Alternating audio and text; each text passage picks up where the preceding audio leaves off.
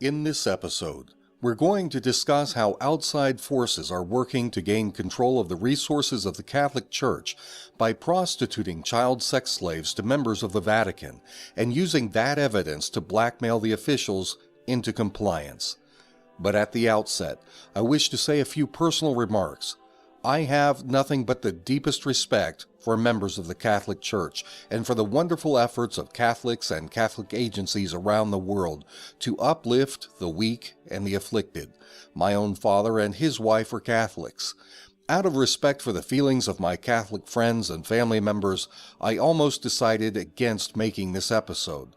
However, there are many adults who have been abused as children by Catholic clergy, and today some children remain at risk for abuse. It is for these people that I have chosen to move forward with this video. I would ask the forgiveness of any Catholics who might feel offended by my words. I certainly mean no offense. Let's begin. In the Catholic Church, the priesthood is organized into three offices: bishop, priest, and deacon. Bishops hold the primary authority, with priests and deacons serving as their assistants. Bishops govern jurisdictions called dioceses. The Church is divided up into approximately 3,000 such dioceses. The dioceses are broken down further into individual communities called parishes. The bishop who governs the diocese appoints one or more priests, deacons, or lay ministers to each parish.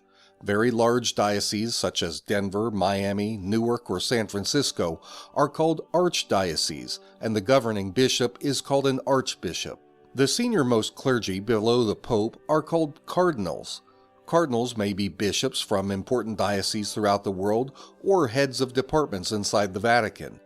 When a pope dies, it is the cardinals who administer the church affairs and enter the conclave to vote for the new pope. Just as the bishops belong to a body called the College of Bishops, cardinals belong to the College of Cardinals. There are over 5,000 bishops in the Catholic Church and approximately 225 cardinals.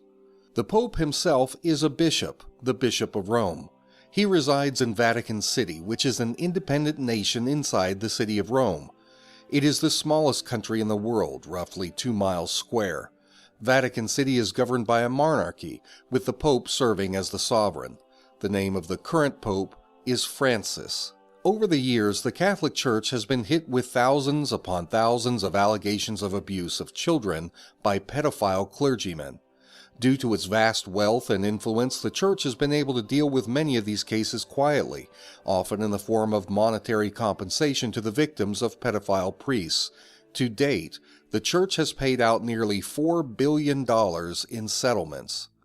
But what makes this story so scandalous, beyond the abuse of the clergy themselves, is the lengths to which the Church's hierarchy has tried to cover up abuses by simply relocating offending priests and bishops to other parishes or dioceses, rather than immediately defrocking the offenders and turning them over to the police.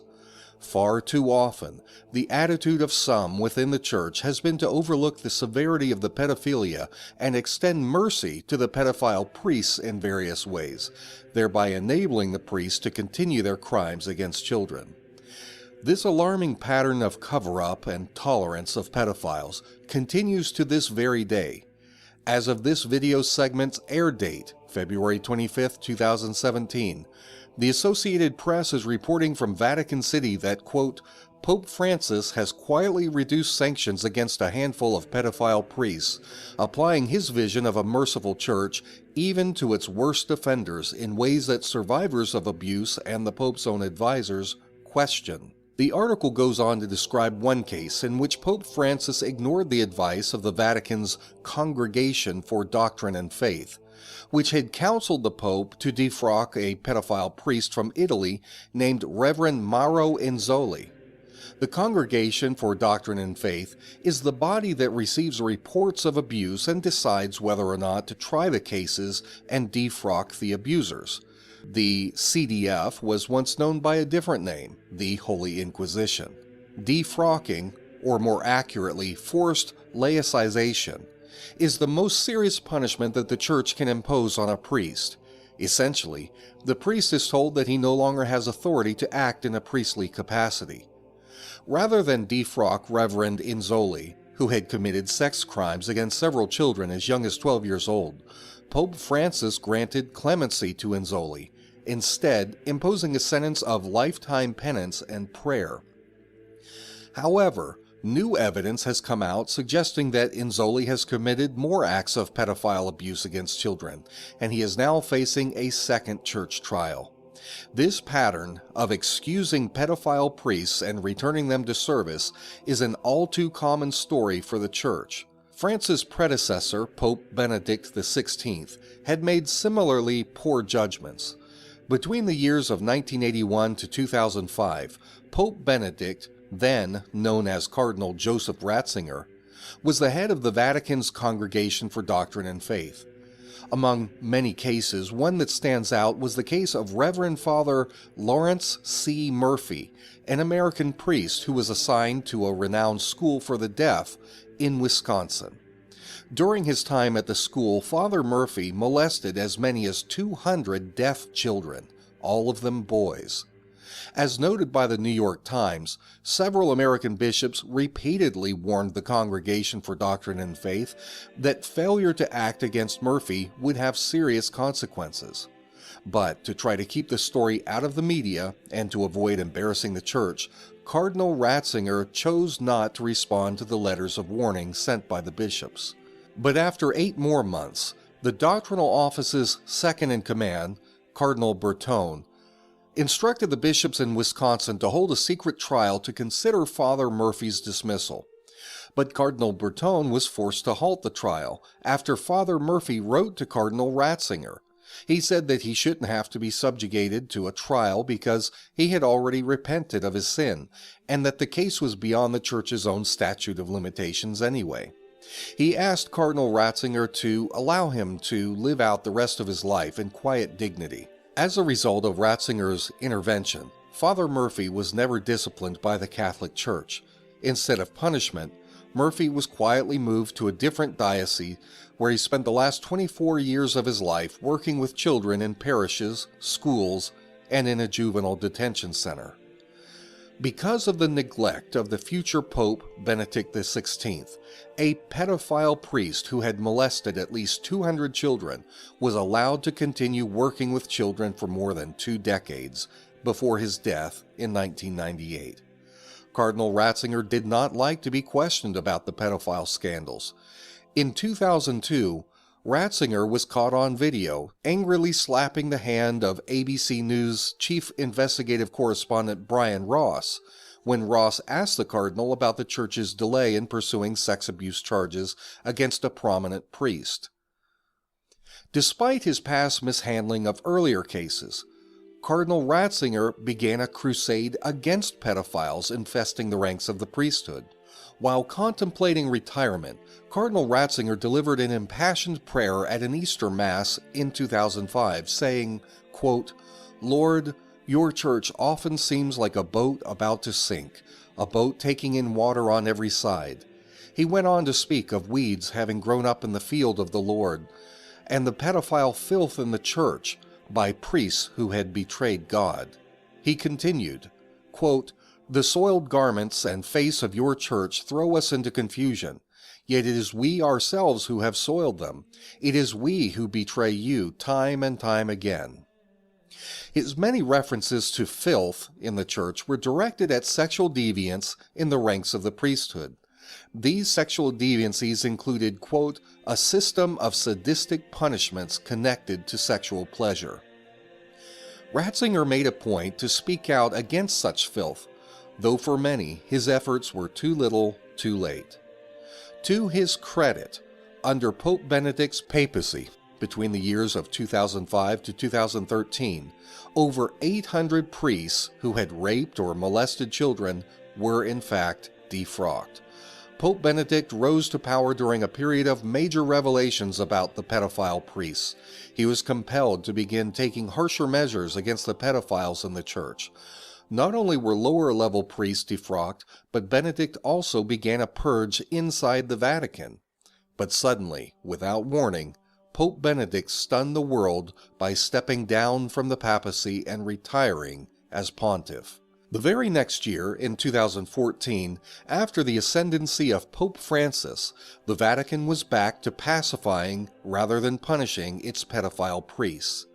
66-year-old Joseph Weslowski, a Polish archbishop serving in the Dominican Republic, was outed by local newspapers for having sex with children around the town. But before Weslowski could be arrested by Dominican authorities, the Vatican recalled him, which was convenient for the priest because he held dual citizenship in Vatican City, and the Vatican had no extradition treaties. Not only did the Vatican deny repeatedly that Weslowski's recall had anything to do with the charges against him, but they also refused to honor extradition requests from both the Dominican Republic and the priest's native country of Poland. During his time in the Dominican Republic, Weslowski had a partner in crime named Father Gill, a priest from Poland who was arrested by Polish authorities and sentenced to 7 years in prison for his part in molesting many of the boys in the Dominican Republic. Weslowski and Gill served in the Dominican from 2008 to 2013. I can't help but notice that this was the same period of time in which Laura Silsby, a convicted child trafficker, was taking young children out of Haiti illegally and transporting them into the Dominican Republic. Though she was caught trying to traffic children into the Dominican Republic twice in 2010, there is no way to know how many children she may have successfully transported into the country. And just like the power of the Vatican helped to save Weslowski from punishment by local authorities, Bill and Hillary Clinton rescued Laura Silsby and her entire team of child traffickers from punishment. Despite earlier efforts to help Weslowski, the Vatican responded to ongoing pressures and eventually announced that it had, in fact, defrocked him as of June 17, 2014, and that an additional criminal trial was scheduled for September to decide whether the priest should be sentenced to prison for his crimes of rampant child sex abuse and possession of thousands of photos of children being raped. However, the Vatican did not treat Weslowski like a normal criminal. He was allowed to live in the same kind of housing inhabited by former Pope Benedict. Just weeks before his trial, Father Weslowski died unexpectedly of a heart attack. Joseph Weslowski was the highest-ranking priest to be defrocked for pedophilia. But the problem of sex abuse of children by Catholic clergy doesn't seem to be slowing down. Just looking at headlines from the last 48 hours demonstrates that sex abuse of children by Catholic priests is an ongoing problem that is a concern to many people around the world. It seems that rather than learn from all these many mistakes, the Vatican continues to repeat the same errors, which, logically speaking, suggests that these repeated instances of assisting pedophiles are not merely mistakes or simply poor judgment. Instead, it suggests that the same parties inside the Catholic Church's hierarchy are actively trying to cover up scandals and to protect child molesters within their ranks, which is a reversal of the firm positions taken by Pope Benedict during his papacy. We must ask ourselves, why? Why is a faction within the echelons of power inside the Vatican working to undermine efforts to stop pedophilia within the Church?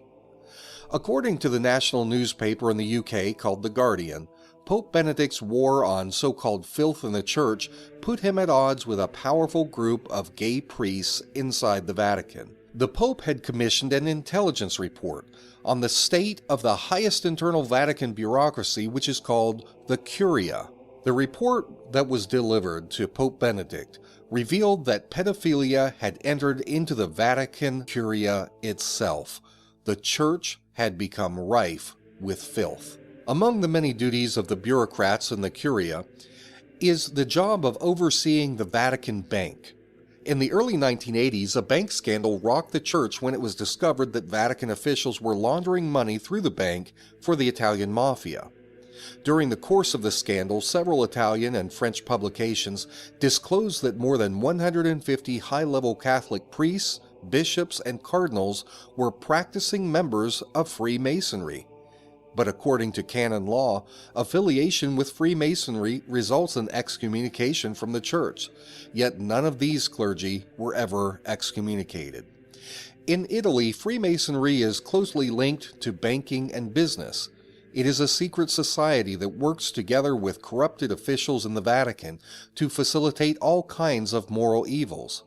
To control the Vatican and its bank, the Curia's bureaucrats must be controlled, and that is one reason why various lobbies, including the corrupt political lobby, the Masonic lobby, the gay lobby, and the pedophile lobby, have infiltrated the Vatican's highest bureaucratic body.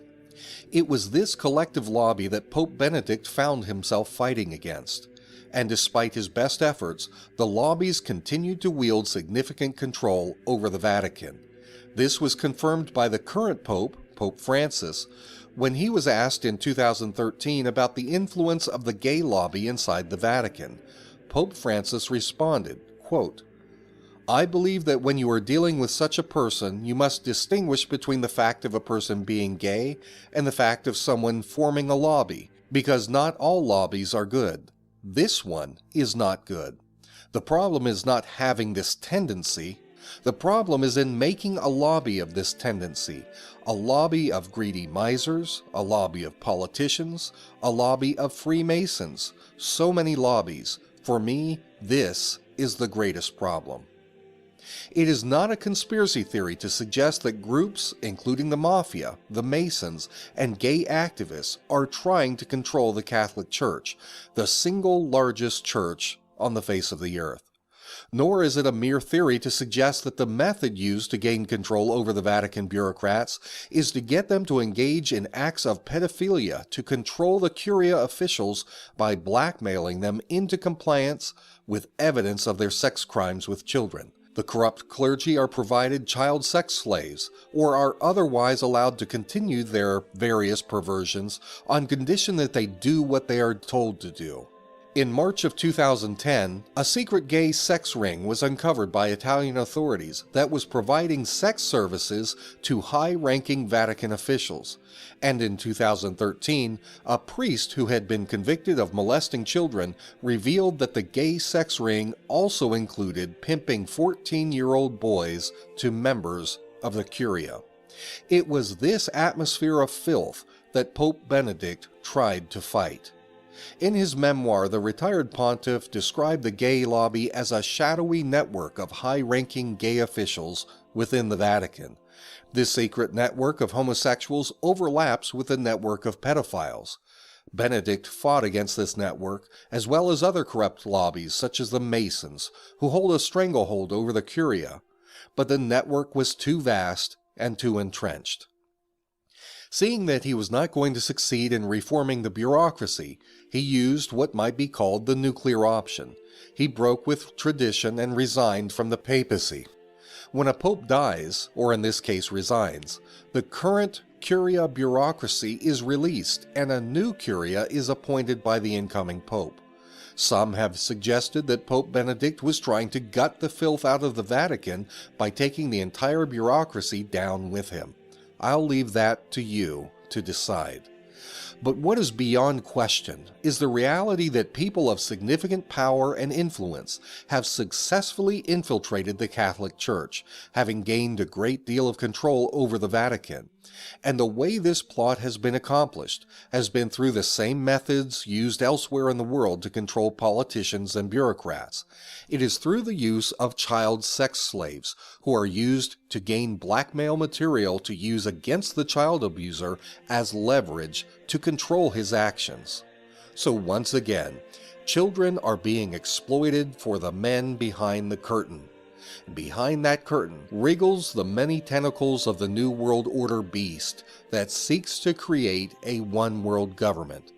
The creature's tentacles include religious orders such as the Jesuits, financial orders such as the central bankers, political orders such as the neocon Zionists, intelligence orders and secret societies like the CIA and the Freemasons. What can be done about all this? First, we need to separate our criticism between the Catholic Church's corrupt bureaucracy from its members and their faith. Here in the United States, we have some very corrupt politicians, for example, people who wrap themselves in the American flag and speak of principles of the Constitution. but they are nothing more than corrupt bureaucrats, people who do not represent the American people. Likewise, corrupt pedophile priests inside the Catholic Church do not accurately represent the average member of the Catholic faith or their beliefs. Much good comes from people who study the teachings of Jesus and strive to live their lives by them, and I know that there are many good Catholics who do just that. However, the Catholic Church is a powerful institution that wields great power in the world, and it is being systematically taken over by very evil people. There is a very real agenda by these wicked people, including members of the Democratic Party, to bring about a type of Catholic spring or revolution within the Catholic Church to alter its doctrines to favor things like abortion rights and gay marriage. Hillary Clinton's choice of Catholic Senator Tim Kaine was going to be a major component of this leftist plot against the traditionally conservative belief system of the Church. So rather than speak out against the Church itself, what we must do is speak out against the corrupt elements within the Church. It is especially important for Catholics themselves to be bold in speaking out against corruption, so that the world can see that the Catholic people are appalled by what some of their leaders are doing. Second, we must expose the ongoing abuses against children by Catholic clergymen. An excellent news aggregate for daily stories about pedophile abuse is the Bishop Accountability Abuse Tracker, which is located at www.bishop-accountability.org/abuse tracker. You can read about stories and share them to raise awareness about child predators within the Church. Third, we must have open conversations with our children about this issue. While this episode has discussed Catholic clergy abuse, children can be abused in nearly any setting, whether in a church of any denomination, or at a school, in daycare centers or clubs, or even in the homes of our own relatives. Talk to your children about what kind of touching is inappropriate and teach them how to report such behaviors to their parents. In the Catholic Church itself, the percentage of pedophile priests is estimated anywhere from 2% to as much as 9% of the entire clergy. The Church estimates that it has approximately 410,000 priests or clergy members throughout the world. Even taking the lowest figure of just 2%, that would mean that there are over 8,000 pedophiles in the Catholic Church's priesthood today. If you are a Catholic with children, make sure to have a tactful discussion with your child. The abuse of children by anyone is tragic, but it is a truly horrid thing for a trusted ecclesiastical mentor such as a priest or a bishop to take sexual advantage of a child. Together, we can raise awareness about this issue in a way that is fair to good, honorable members of the Catholic Church, while still acknowledging the realities of this awful situation. For those watching this video who have been abused or molested by someone you trusted, I want to tell you with all sincerity of my heart that my soul aches for you. I am so sorry for what you have gone through. And on behalf of my other viewers, I can tell you that all of them would join me in expressing deep regret for what you have experienced, and in wishing you our love and our acceptance. If you are a victim and you'd like to share your story with me privately, you can contact me through Facebook at facebook.com/endtimesnewsreport. You don't need to feel afraid or alone anymore. It's time to come out of the darkness and into the light. For the End Times News Report, I'm Jake Morphonios.